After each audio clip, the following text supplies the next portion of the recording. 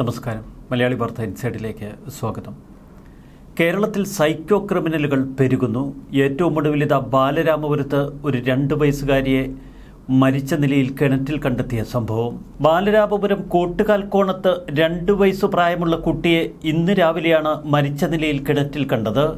സംഭവത്തിൽ അടിപിടി ദുരൂഹത, കുട്ടിയെ കൊലപ്പെടുത്തിയതാണ് എന്ന് പോലീസിന്റെ പ്രാഥമിക നിഗമനം. ഈ കുടുംബവുമായി ബന്ധപ്പെട്ട് ഒട്ടനവധി ദുരൂഹതകളാണ് നാട്ടുകാർ ആരോപിക്കുന്നത്.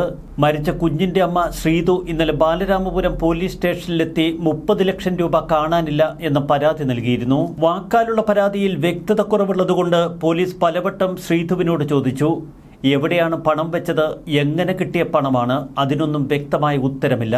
കോട്ടുകാൽക്കോണം സ്വദേശികളായ ശ്രീതുവിന്റെയും ശ്രീജിത്തിന്റെയും മകളാണ് ദേവേന്ദു എന്ന 2.5 വയസ്സുകാരി. കുഞ്ഞിന്റെ അമ്മ, അച്ഛൻ, അമ്മയുടെ സഹോദരൻ ഹരികുമാർ, മുത്തശ്ശി എന്നിവരായിരുന്നു വീട്ടിലുണ്ടായിരുന്നത്. ഇവരെ പോലീസ് ചോദ്യം ചെയ്യുന്നു. അടിമുടി ദുരൂഹതയാണ് ഇവരുടെ മറുപടികളിൽ. പരസ്പര വിരുദ്ധമായ ഉത്തരങ്ങൾ, ഒന്നിനും എത്തും പിടിയുമില്ലാത്ത അവസ്ഥ. സ്വകാര്യ ദേവസ്വത്തിൽ താൽക്കാലിക ജീവനക്കാരിയാണ് ശ്രീതു. കുടുംബം ആത്മഹത്യയ്ക്ക് ശ്രമിച്ചതാണോ എന്ന സംശയം പോലീസിന് ശക്തം. എന്നാൽ മറുവശത്ത് ആത്മഹത്യയ്ക്ക് ശ്രമിച്ചതെന്ന് വരുത്തി തീർക്കാനായി കുടുംബം ചില ആസൂത്രണങ്ങൾ അവിടെ നടത്തിയിരിക്കുന്നു. ഇതിനു പിന്നിൽ എന്തെങ്കിലും മന്ത്രവാദവുമായി ബന്ധപ്പെട്ട നടപടികളുണ്ടോ എന്ന സംശയവും പോലീസിനുണ്ട്. കഴിഞ്ഞ ദിവസം രാത്രി കുട്ടി കിടന്നത് സഹോദരന്റെ മുറിയിലായിരുന്നുവെന്നാണ് അമ്മ പറയുന്നത്. എന്നാൽ കുട്ടി അച്ഛനൊപ്പമാണ് ഉറങ്ങിയതെന്ന് അമ്മയുടെ സഹോദരന്റെ മൊഴി. പുലർച്ചെ 5 മണിക്ക് ശേഷം കുഞ്ഞിന്റെ കരച്ചിൽ കേട്ടിരുന്നു. കരച്ചിൽ കേട്ട് നോക്കിയപ്പോൾ കുഞ്ഞിനെ കാണാനില്ല. കുഞ്ഞ് കിടന്നത് മാതാപിതാക്കൾക്കൊപ്പമെന്നാണ് പോലീസിന്റെ നിഗമനം. സഹോദരന്റെ മുറിയിലെ കട്ടിൽ കത്തിയ നിലയിൽ. മുറി സന്ദർശിച്ച വാർഡ് കൗൺസിൽ പറയുന്നത് താൻ അവിടെ എത്തുമ്പോൾ ആ മുറിയിൽ മണ്ണെണ്ണയുടെ ഗന്ധമുണ്ടായിരുന്നുവെന്ന്. ഇന്നലെ രാത്രി വീട്ടിൽ ഉറങ്ങിക്കിടന്ന കുട്ടിയെ ഇന്ന് രാവിലെ കാണാനില്ല. പിന്നീട് കണ്ടെത്തുന്നത് കിണറ്റിൽ മരിച്ച നിലയിൽ. ഈ കുട്ടി നടന്ന് കിണറ്റിൽ പോയി വീഴാനുള്ള യാതൊരുവിധ സാഹചര്യവുമില്ല. എന്നാൽ മറ്റൊരു ദുരൂഹത നമുക്ക് കൂടുതൽ സംശയങ്ങൾ പടരാൻ ഇടവരുന്നു. രാവിലെ കുടുംബത്തിന്റെ നേതൃത്വത്തിലാണ് പരിശോധനകൾ തുടങ്ങിയത് കുഞ്ഞിനു വേണ്ടി. കുട്ടിയുടെ മരണവുമായി ബന്ധപ്പെട്ട് പോലീസ് ഇപ്പോൾ സംശയങ്ങൾ ഒടുക്കാനുള്ള ശ്രമത്തിലാണ്.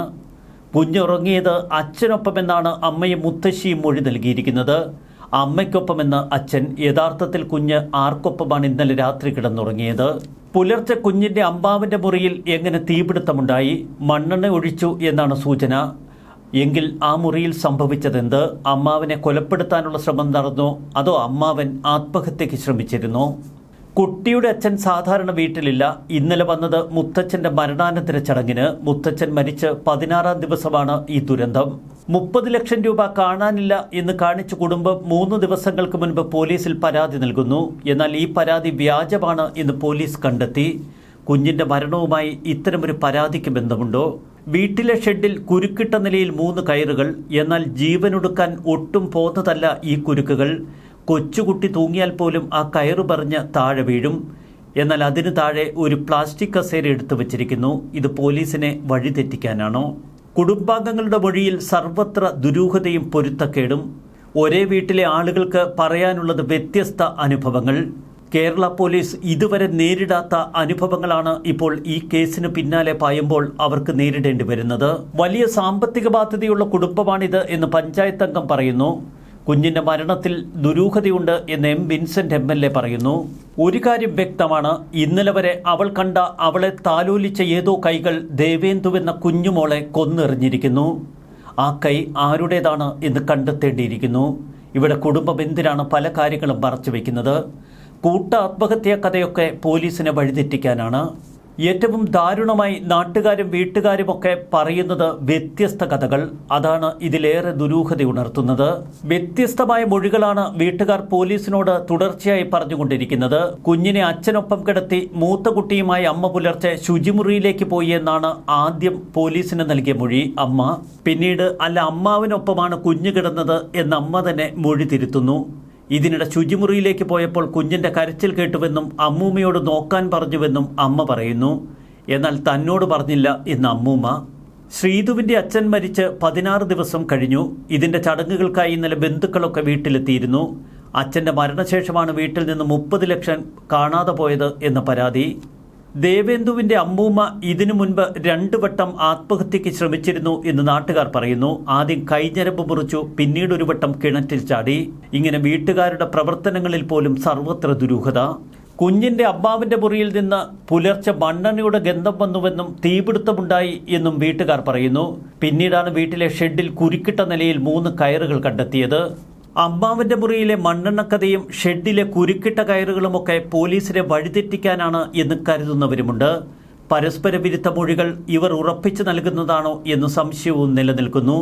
മലയാളി വാർത്താ ടീം ഇന്ന് രാവിലെ മുതൽ ബാലരാമപുരത്തുണ്ട്. എന്നാൽ ഈ സംഭവത്തിൽ ദുരൂഹത അകറ്റുന്ന ഒരു മൊഴികളും മലയാളി വാർത്താ ടീമിന് ഇതുവരെ ലഭിച്ചിട്ടില്ല. നാട്ടുകാരോടൊക്കെ ഇക്കാര്യങ്ങൾ വിശദമായി അന്വേഷിക്കുന്നുണ്ട്. കേരളത്തിനിത് എന്തു സംഭവിച്ചു എന്ന് നമ്മൾ പരിഭ്രമത്തോടെ ചോദിക്കുന്ന തലത്തിലെത്തി നിൽക്കുന്ന കാര്യങ്ങൾ. കൊച്ചു കുഞ്ഞെന്നില്ല, യുവതിയെന്നില്ല, പെൺകുട്ടിയെന്നില്ല, നിർദ്ദയമാളുകൾ മനുഷ്യരെ കൊന്നൊടുക്കുന്നു, പീഡിപ്പിക്കുന്നു. ബലാത്സംഗത്തിൻ്റെയും പീഡനത്തിൻ്റെയും കഥകൾ ഒരു വശത്ത്, മറുവശത്ത് ജയിലിൽ നിന്ന് ജാമ്യത്തിലിറങ്ങുന്നവർ മനുഷ്യരെ കൊന്നൊടുക്കുന്നു. മലപ്പുറത്തു നിന്നും ഇപ്പോൾ ഒരു അമ്മയും കുഞ്ഞും മരിച്ച വാർത്തകൾ പുറത്തു വരുന്നു. എന്താണ് കേരളത്തിന് സംഭവിക്കുന്നത്? അന്തം വിട്ടു നിൽക്കാനേ നമുക്കും കഴിയുന്നുള്ളൂ. ന്യൂസ് ഡെസ്ക് മലയാളി വാർത്ത ഇൻസൈഡ്.